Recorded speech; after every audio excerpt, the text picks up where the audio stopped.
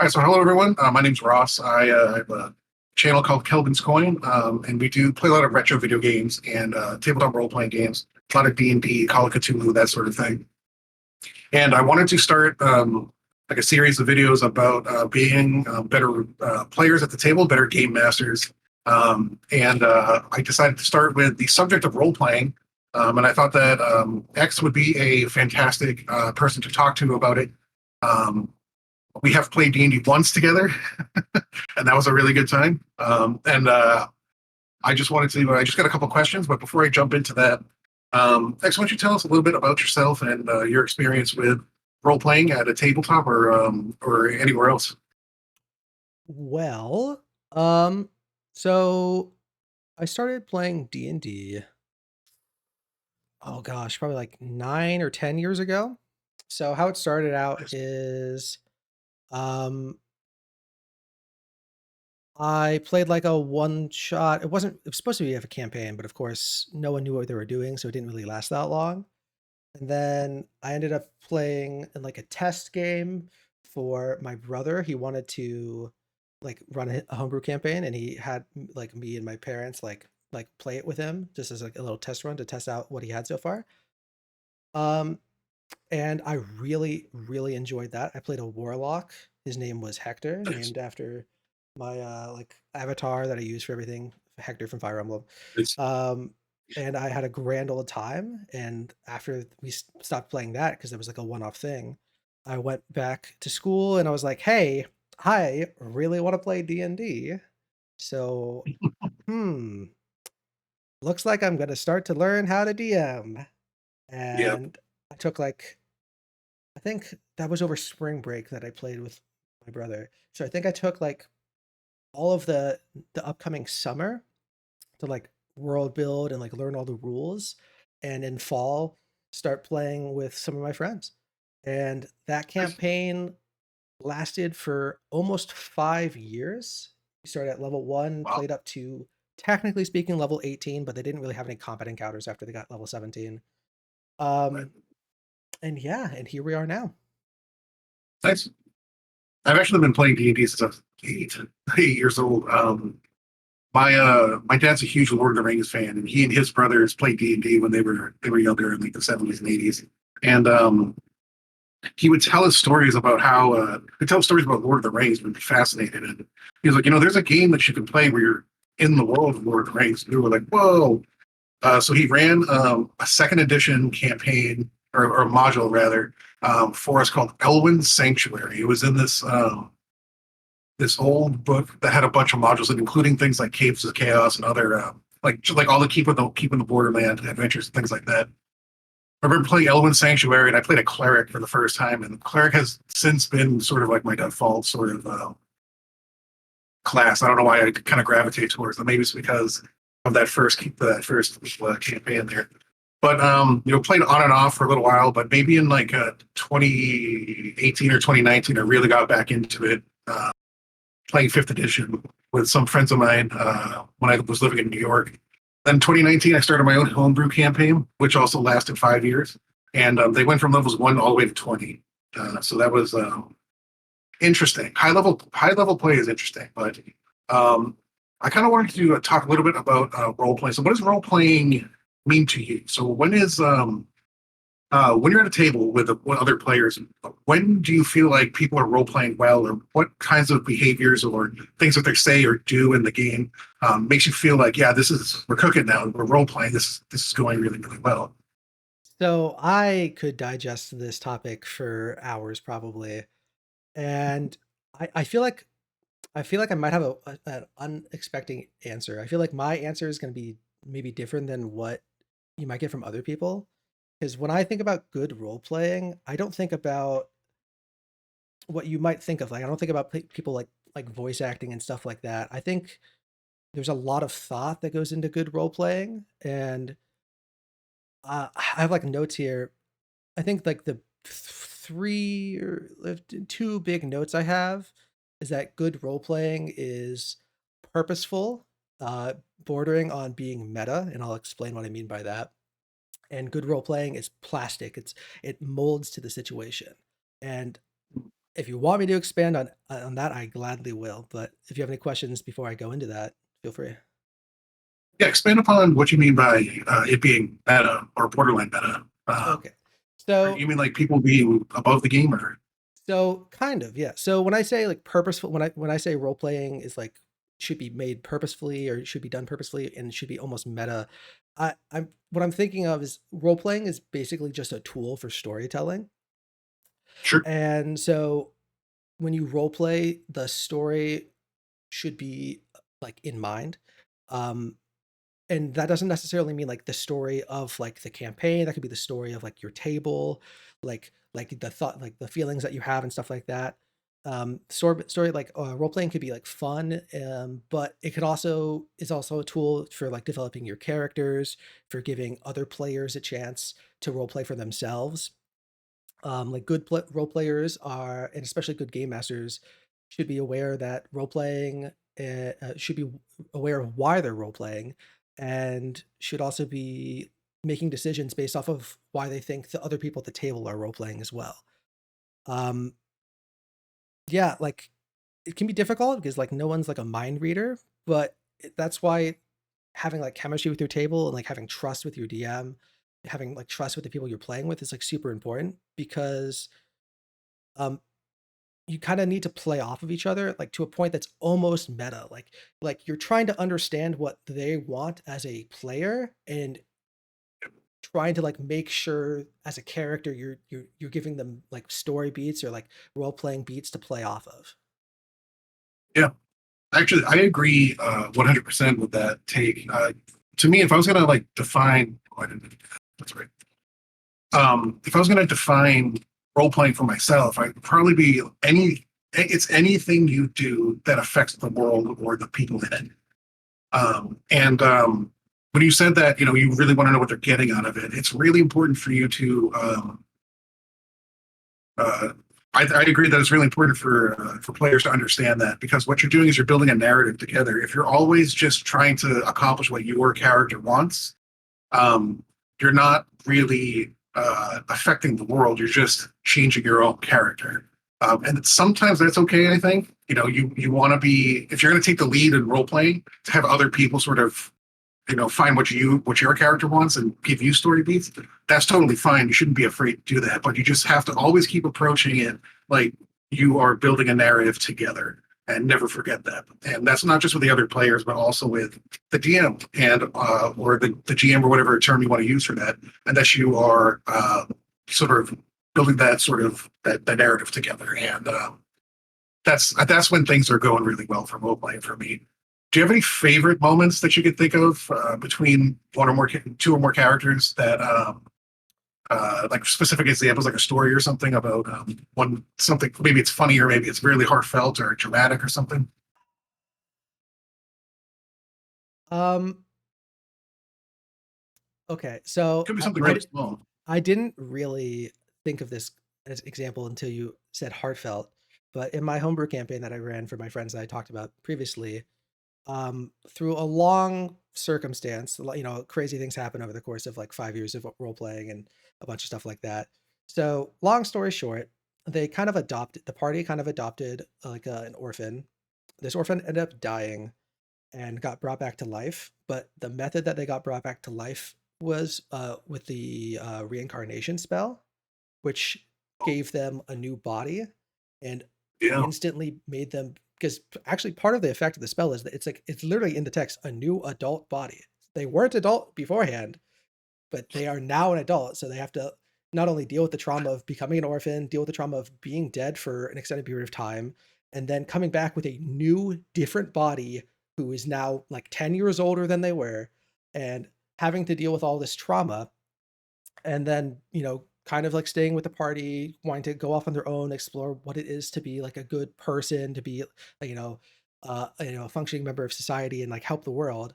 And one of the players just like asking, like, "Hey," her name was Sadie. It's like, "Hey, Sadie, what do you want to do?" And I thought I was like kind of like dumbstruck in the moment. I didn't have anything super planned. This was like kind of like a companion for the party, and I thought for a moment. I was like, "She's an orphan. there's a lot of orphans in this world, as there is in like any medieval fantasy setting, especially one that might be war torn.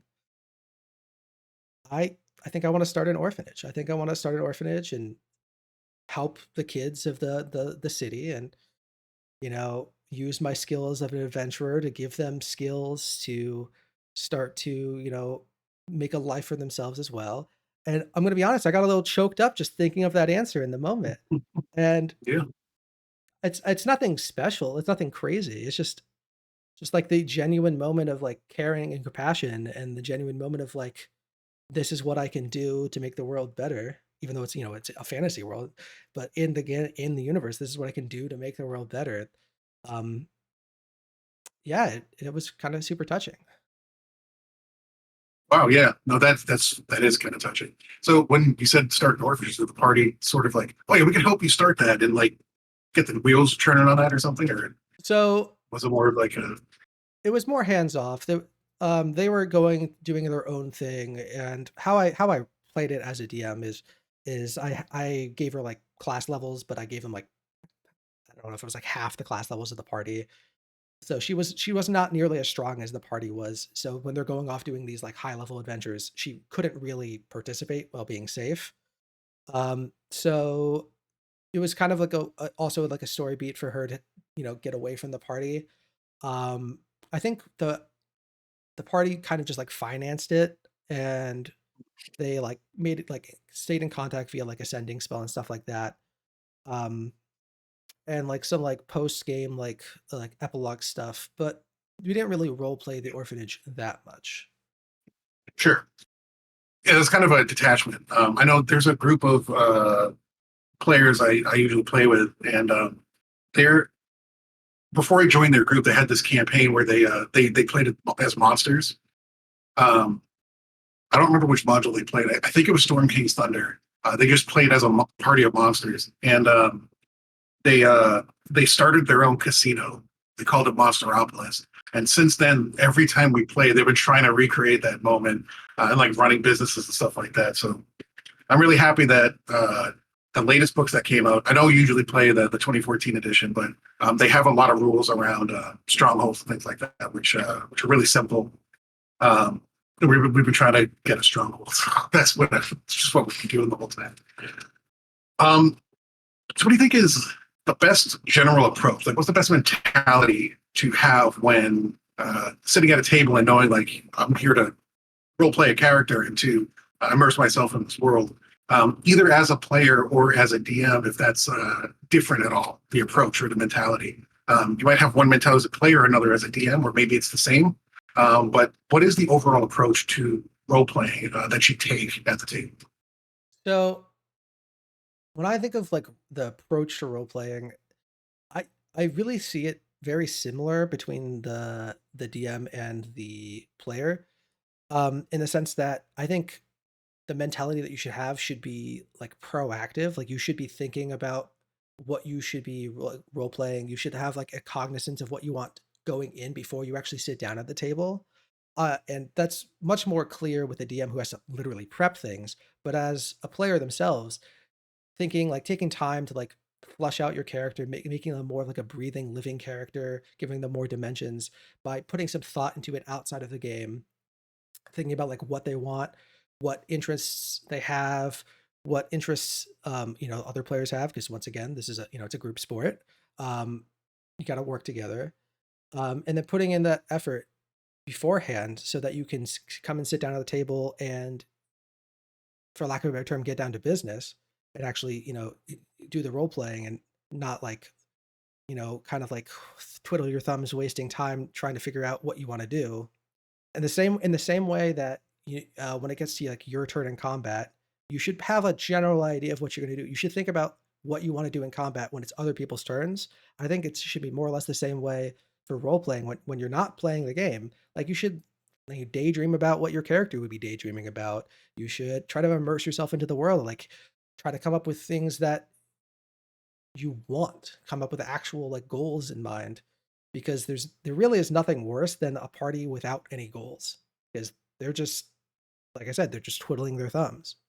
It makes it so much Yeah. harder for other players, and it makes it ridiculously difficult for the DM if they have to like force feed all their players everything they want to do.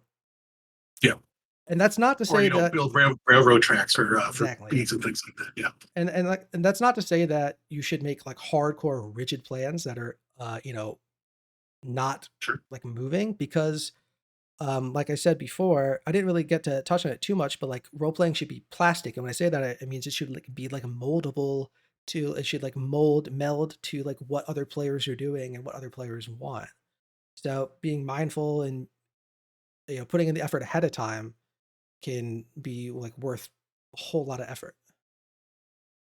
So putting in the work ahead of time as a DM, do you sort of do you write out motivations for characters, or or do you use like the bonds and flaws mechanics and things like that, or are you just kind of, or do you like write like a little blurb about them or something, or is it just more you have a general sense of who the character is and kind of what they want, and you want to like keep that plastic malleability so that you can improvise based on what the party wants? Is it more like you're writing stuff out and trying to structure it a little bit and then just letting it be malleable, or are you more generalizing the character and then letting the party react to what they're doing and then reacting to yourself?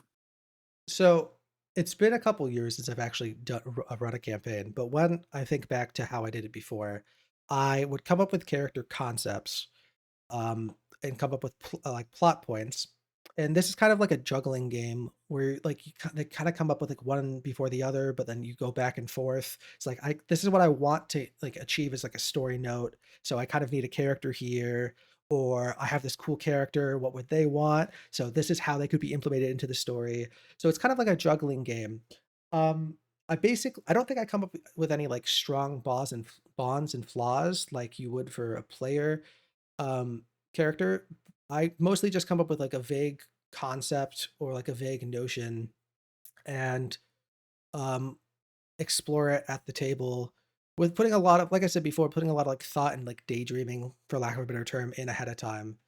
Um, Mostly like coming up with like one major goal. I guess that's kind of like a bond. Coming up with like one major goal, one major bond that this is what they want above anything else, and like thinking about like, well, what would they do to achieve this goal? So going back to that same homebrew campaign, I had this character who was a basically the like the second in charge at an arcane university, and through some like world building, he got this magical artifact that let him cast a whole bunch of spells.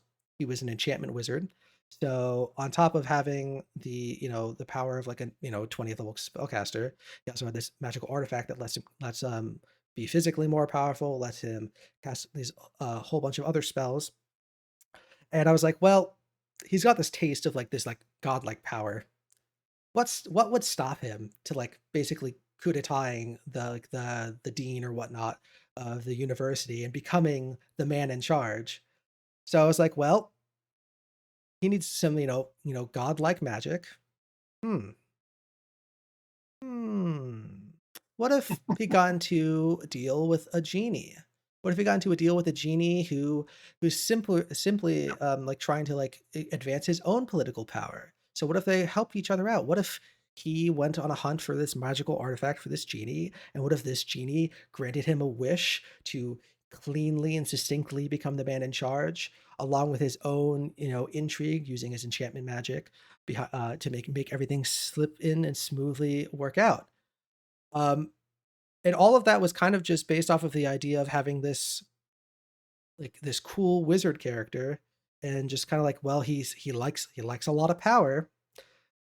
He was actually a character from one of the players' backstories. He was like the I think it was he was a wizard, but one of the characters was an arcane trickster, and he basically got adopted to be like, kind of like an Aladdin like situation, except what if Aladdin became a little bit more following with Jafar before he went off on his own. And it was kind of just like having this character in the pocket and then like thinking about like what they want to achieve and like making that fit in with like what the party's goals was. What if the artifact that the party is looking for is the same artifact that this genie needs? And of course, I had that go together, and that became a super important character in my world. Yeah, that's really cool. Like having like a North Star or something to always just keep in mind. The steps to get there might change or swerve or whatever, but I want godlike power, and that's what I'm going for. Some other artifact that will help, complement that or whatever. Um, Earlier you said, it's a team sport. Mhm. And how important is it to you as a dungeon master or a gamekeeper to sort of get a buy-in from all the players at the table? Because there are a lot of different types of games. Some are really tactical and combat heavy, and a lot of them are more like you might not have combat for like 4 or 5 sessions, and it's mostly just exploring or it's role playing and meeting new characters and things like that. So how important is it to you to get buy-in from players about what kind of game you want to run, and how well that will work with the type of game they want to play? I think it's probably the most important thing. I think having a good group, a good table is arguably more important than anything else because if you're having to bend over like I said, when I said like be like moldable or plastic, that's not to say that you shouldn't be doing what you want. You should be like unifying people's wants. You should be coming together to create something like the sum of their parts are equal than like them separate. Um, so that's to say, like you should try to find people that you want to play with. Um, you shouldn't just be a wet noodle, but you need to be compromising. You need to help people get what they want from the game. Um, I touched on it previously. Playing at a table as a DM with players that don't have like goals in mind for their characters, they're just there to have fun as friends in real life. That's fun, but if you're the DM that's wanting to tell this like huge arcing story, that's miserable. So Yeah, you could have like beer and pretzels kick the door down campaigns, and that's great if everyone wants that. But you need to make yeah, sure that's what everyone wants. right. No, I agree, 100%. Um, And I can't argue with you about it being the most important thing because even if there's one problem player at a table or one person who wants something else than what everyone else does, including the DM, if the players all want one thing and the DM wants another thing, it might not work. And at the very least, it is a problem that needs to be solved, right? Um, Definitely, 100%. yeah, I mean, yeah. We can talk about problem players too, but we're getting close to the end. I'm out of questions. I don't have any more follow-ups. Is there anything else you'd like to add about role playing? Let me just scroll through my notes again. Sure. I had a couple of examples. They're not the best examples, but I had a couple of examples of like what I meant by like plastic or purposeful and stuff like that. But Sure. we kind of went over um some of the most important things. I touched on this when we started, and I had this in my section for the first question that I didn't mention. I touched on this that role playing for me has like very little to do with like voices or stuff like that. It Oh doesn't you yeah, don't need to be a good voice actor or anything like that.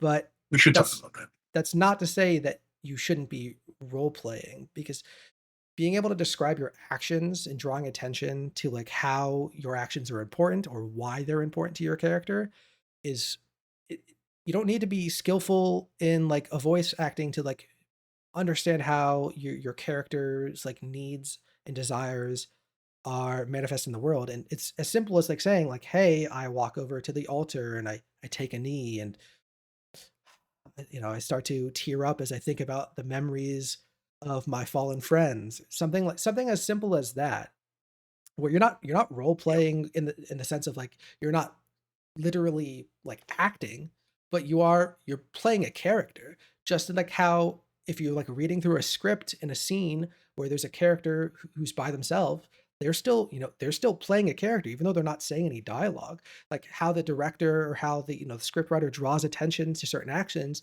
you know, if you think about like the mental camera that's following the players around, how you're panning and zooming to different important aspects that are building a character despite not speaking, despite not having interactions with other characters. Like this is still very important, if not the most, no, not the most important, but it's very important. And it's I would still say that's role playing, even though there's not any acting involved per se. Yeah, and there's nothing wrong with doing voices at a table. Oh, I do them definitely not. sometimes. Yeah. Uh, and well, I mean, Matthew Colville said it really, really succinctly. He said, "Role playing is not a voice. It's not doing voices. That's not role playing.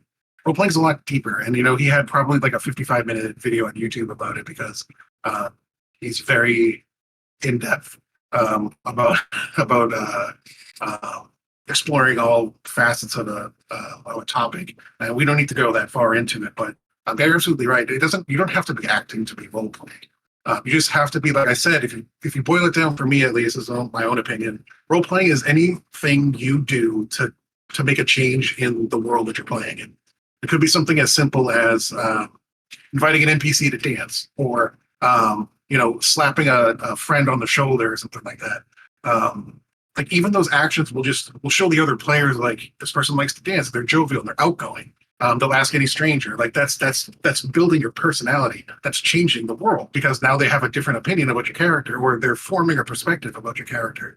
Or slapping them on the shoulder. Maybe they're encouraging, or they're starting to warm up to you, and that's developing a relationship between two characters. That's all part of role playing to me, and it all has to do with affecting the world you're in, and that's basically what I how I feel about role playing. And when what do you do at a table if you want to get a player more actively engaged? Maybe they might be a new player, they might be timid or something.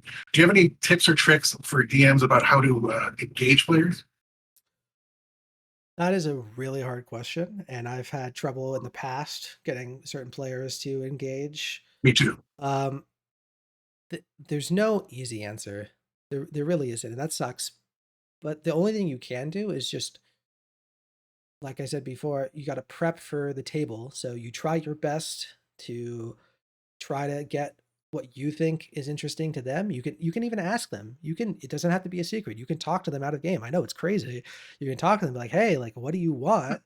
And if they say something like, "Oh, I don't really have anything in mind," there's not too much you can do if someone's not willing to help themselves. If you're like, "Hey, I'm trying to get what you want on the table. What do you want?" And they give you nothing in return, it's like kind of gotta just shrug your shoulders and do your best.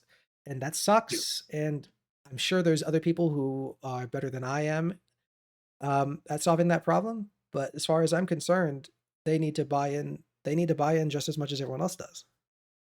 yeah, I agree. And I was trying to frame the question as if you had like any tip or trick or like example or something.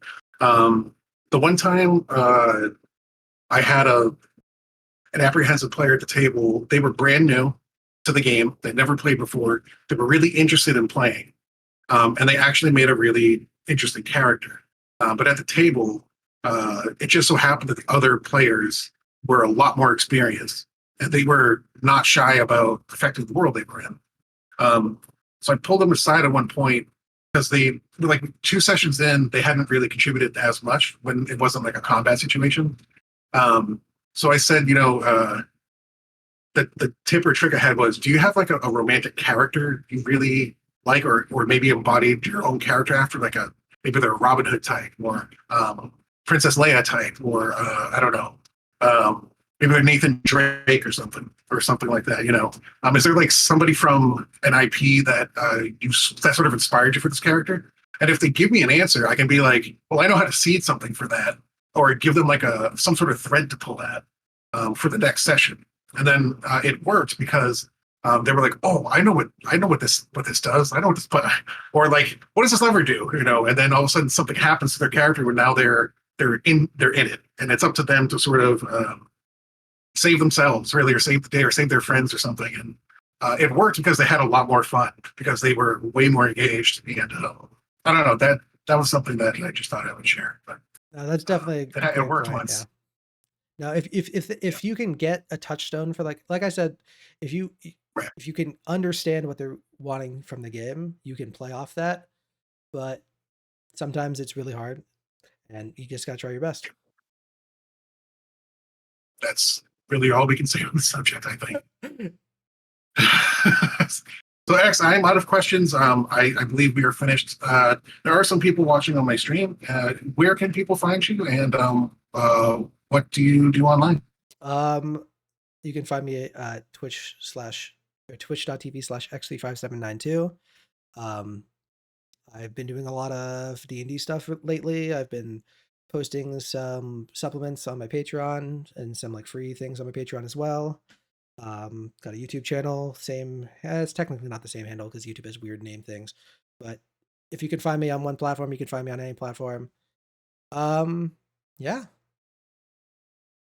Cool. Looking forward to the next time we can stream together. Yeah, That's gonna be a definitely. lot of fun. Whether we do a lockdown again or whatever it might be. Lockdown, All right. Well, Among X, thank you so much for Us, joining us. D&D, whatever you Yeah, want. Among Yeah. Us, Do you have D&D, Helldivers? Helldivers, maybe. Yeah, Yeah. Yeah, that's how I found you. I just was looking for a random small Helldivers channel, and you happened to be streaming at the time. And then whoever you were playing with, I forget who was there, um, but somebody asked me like what I usually stream, and I said Heroes of Might and Magic. And they were like, "Oh yeah, I used to play Heroes of Might and Magic 3 like all the time." And I was like, "Well, I just found people I can connect with." So it was a very serendipitous sort of thing that happened, and I'm grateful for it. But thank you so much for doing this. I really appreciate it. Oh yeah, no We problem. touched upon a few different things, so I think some of it we're gonna use for like a role playing video. But some other things we talked about might be in other videos that I'm going to put on my YouTube channel. So we'll see. And maybe if you're willing, we can do this again sometime Oh yeah, about a different definitely. topic. I half my streams are just me like dicking around doing like D&D stuff, so I Yeah, could talk about this nonstop. yeah, it's one of my favorite things to talk about too. So I can't wait to do it again. Well, X, thank you so much. I appreciate it. I will leave you to it. You're streaming right